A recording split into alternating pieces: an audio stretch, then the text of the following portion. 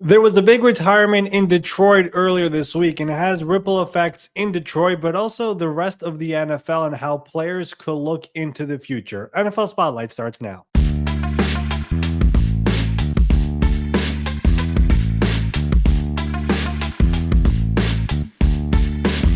Welcome in. It is the Thursday, June 5 edition of the NFL Spotlight Show. I am your host, Ari Meirov. I'm back after missing the last couple of days. The NFL was a bit active, surprisingly, especially now in this quiet part of the year. We had a retirement. We had the Madden cover, which I'm sure everybody's really into. I mean, if you look at the engagements that gets on social, it's pretty big.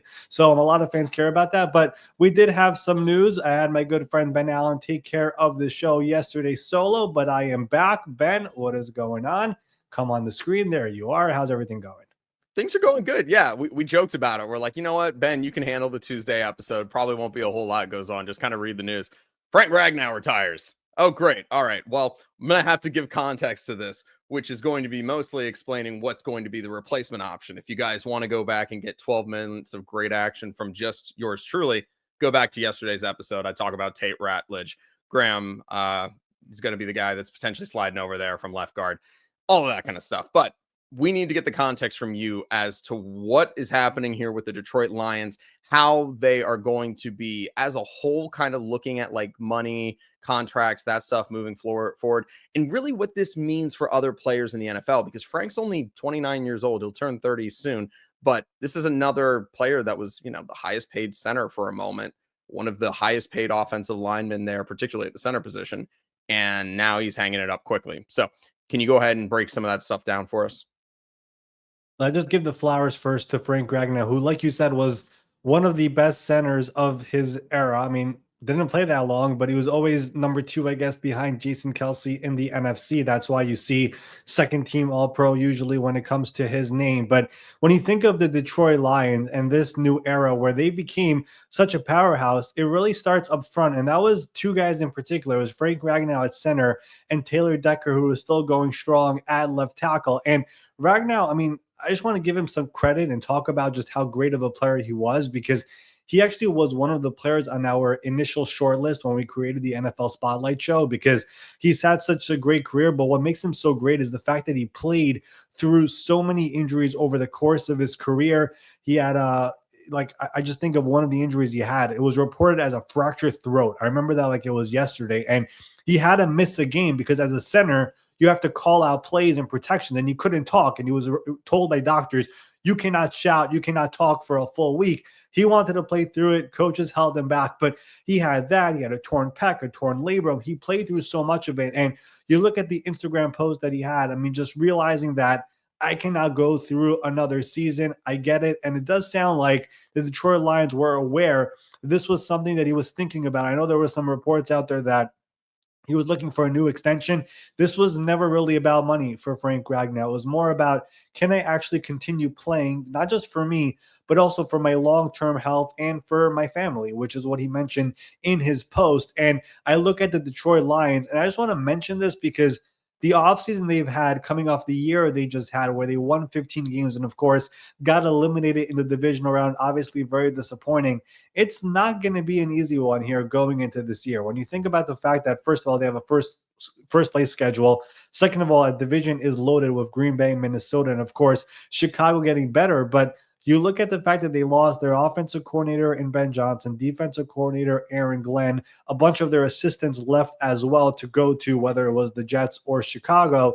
And now you lose one of your most important players on offense who, not a household name, not talked about much in the national media, but a very, very important part of that team that does feel like a very, very big deal and a lot of change here coming to Detroit going into this year. You mentioned Graham Glasgow. I guess he could be an option to move over to center, but they also drafted Tate Rutledge out of Georgia in the second round. I will never doubt Detroit's drafting. So I think he could be an option as well, whether it is at guard or center. I guess they could be interchangeable there with Graham Glasgow. But an incredible career, a short career, and just the big picture part of this is what I wanted to talk about as well.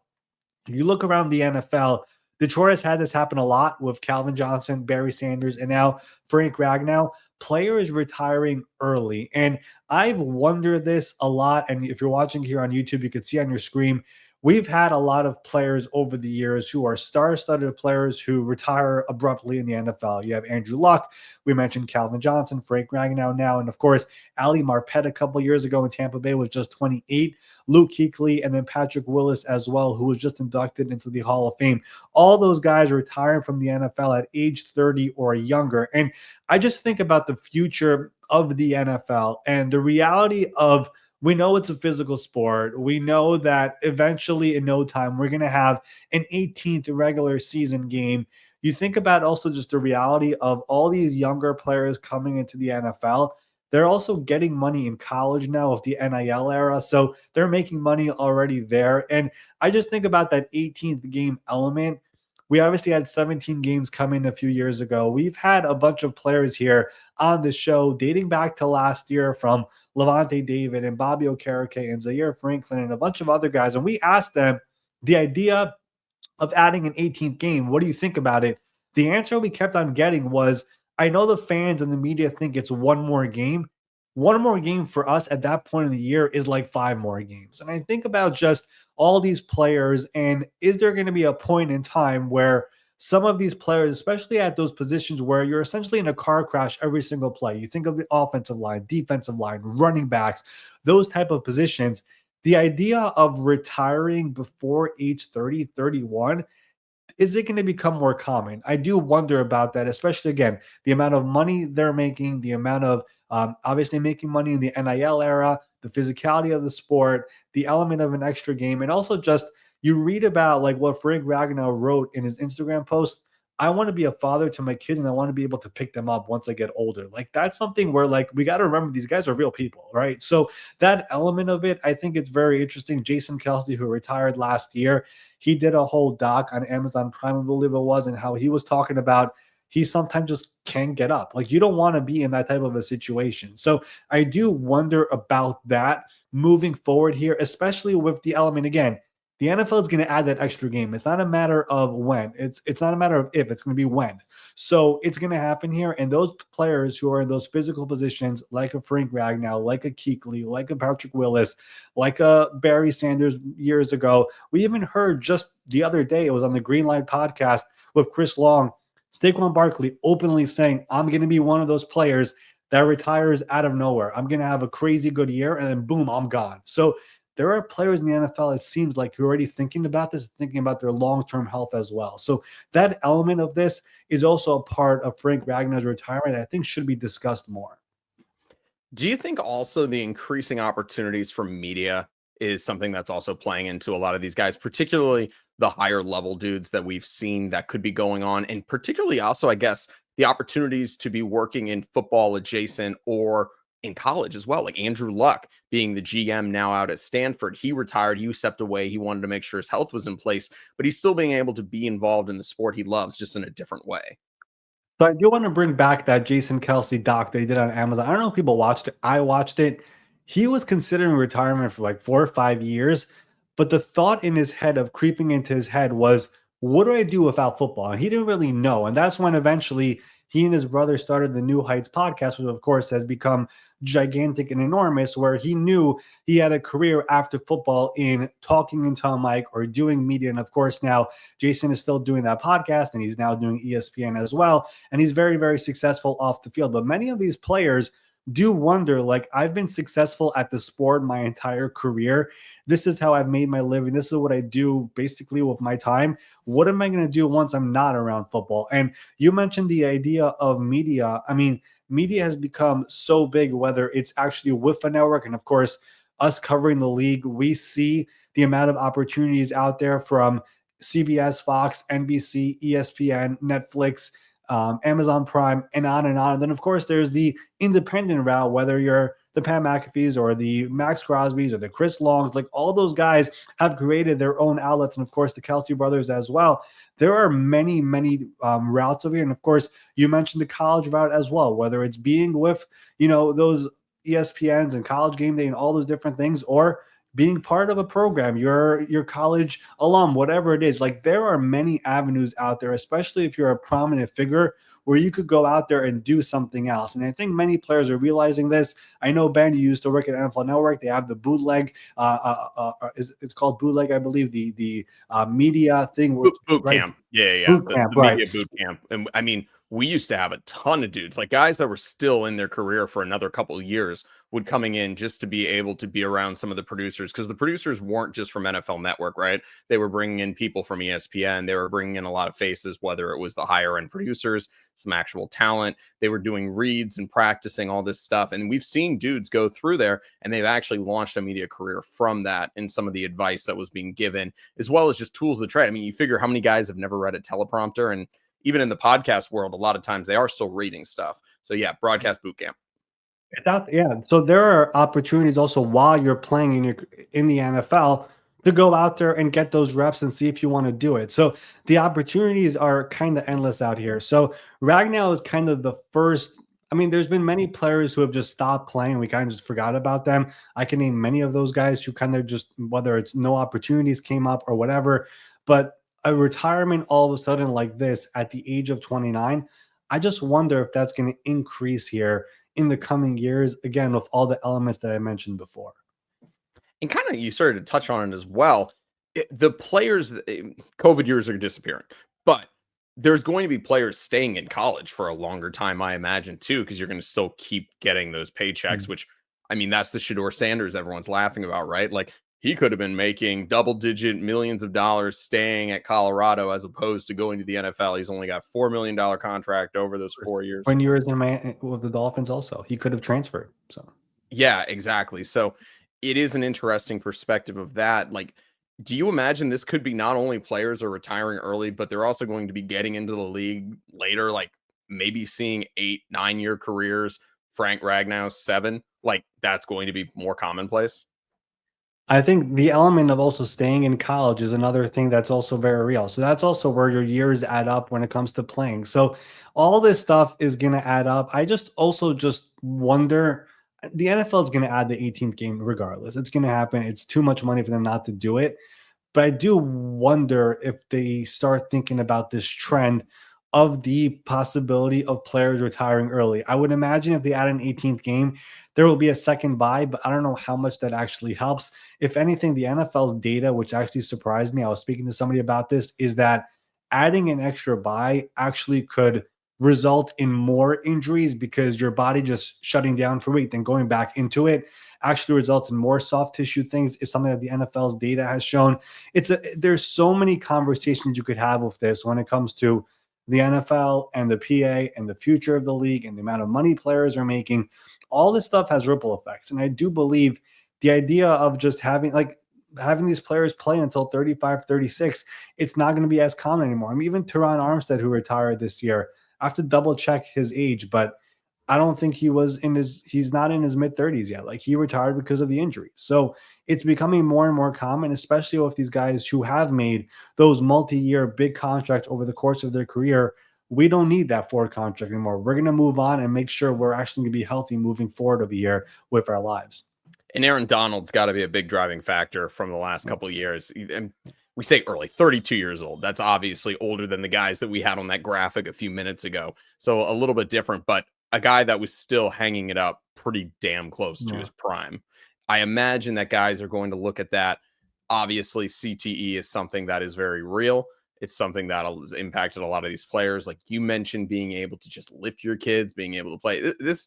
There's not a more physical sport in the US that I can think of that does more damage to the body over time. I totally get it.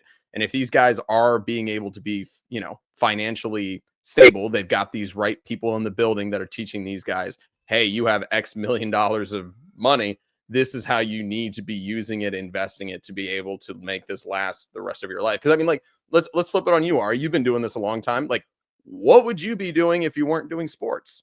Because that's, I think, what a lot of these guys also, that's the other flip of it, right? Is the guys that keep playing for a long, long, long time is, well, what else am I going to do? This is my career.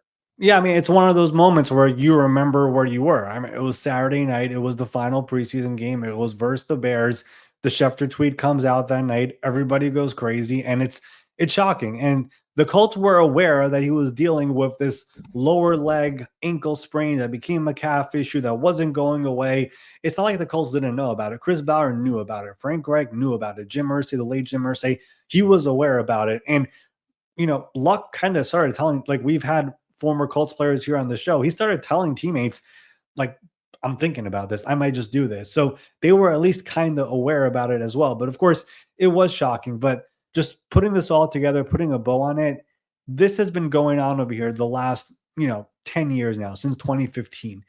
I think it's going to pick up over here moving forward. And I think the element of being surprised by it, I think people are still going to be surprised. But eventually people are going to be like, oh, this is now common that if you play a position where you're running into somebody every single play and you got to do this 18 times a year, yeah, I get it. You know what I mean? Like if I'm a running back, if I'm an offensive lineman, I'm a defensive line, I'm a linebacker, I get it. It makes sense now. So it doesn't surprise me hearing Saquon say it publicly, hearing Puka Nacua say it publicly. If I was Puka, I wouldn't say it before getting a contract. Saquon saying it after a contract, very smart. But it's gonna become commonplace in the NFL. I really do believe it. Well, and the position group that we always saw guys retiring relatively early has been running back, and it's those guys take a lot of hits. And this is the right transition to our next guy because J.K. Dobbins, that's a guy who's been banged up, which has probably led to the reason why he's still out there on the free agent market, among other things. But he is going to be going and visiting a team that he was rivals with last year. J.K. Dobbins going out to visit the Denver Broncos after last year's great season with the Los Angeles Chargers. This was a big reemergence for him after missing time with the Ravens over the beginning of his career. Had moments in which he really, really sparked. You could see the big playability. So he's going out there. He's going to be visiting a team with a couple running backs already in the room. What do you think about him going out there, and what is the likelihood that he does sign with the Broncos?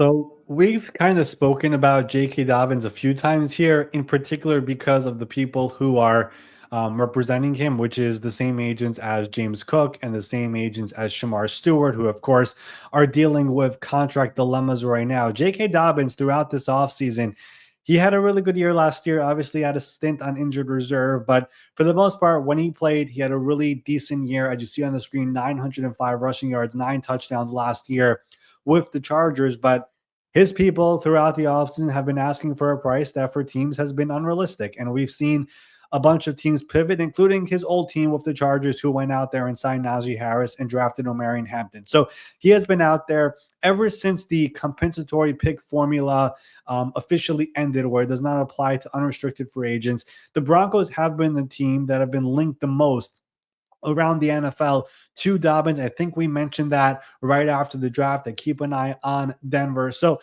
now they're going to have this visit here. And of course, the Broncos throughout the draft process, we kept on saying Omarion Hampton could be an option for them. Trayvon Henderson could be an option for them, but they never thought that Jahdae Barron would fall to them in the first round. So they took him in the first round. Those two running backs eventually go off the board, and they go out there and draft RJ Harvey later on in day 2 of the draft. But they could definitely use another back in this offense. We know how important running backs are to Sean Payton. We know, the Bo Nix making life easier for the quarterback. It's definitely a big deal. So I could see this happening here, but it's truly going to come down to the money once again. And if the asking price is going to be what it was when the offseason started, the Broncos are not going to sign him. But the fact that he's taking this visit is quite a big deal, because just knowing the people who represent him and the fact that last time he was a free agent, which was last offseason, he ended up taking a visit to the Chargers and eventually signed.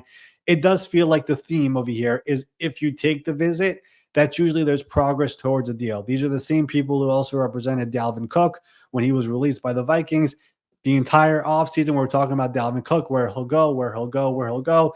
Eventually takes a visit with the Jets and signs with the Jets. So for them, whenever a visit happens with one of their clients, that's usually a good sign that there is at least some progress towards a deal. So I would imagine they could close it out. But again, it's never official until it's official with these people, and we will see. But this has been the one team that has definitely been linked to him for the last month. And now that he's taking a visit, my guess over here, and just reading the tea leaves, is they've had some initial conversations about a contract, and at least they're seeing some eye to eye over here on a potential deal.